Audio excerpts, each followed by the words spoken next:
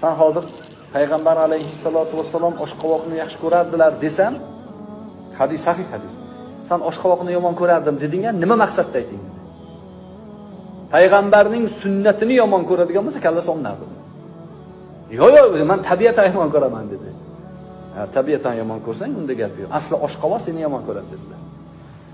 Chunki Rasululloh yaxshi ko'rgan narsani yomon ko'raman deb bo'lmaydi. Sizga yoqmasligi mumkin. U asli siz oshqovoq sizni yoqtirmaydi o'zi. To'g'risi ham shunda. Rasululloh yaxshi ko'rgan narsani yaxshi ko'rishimiz kerak. O'sha Hasan Basriyga aytgan, men oshqovoqni yoqtirmasidan shu rivoyat kelgandan keyin Allohga qasamki eng yaxshi ko'rgan narsam oshqovoq bo'ldi degan. Chunki sunnatga ergashamiz biz.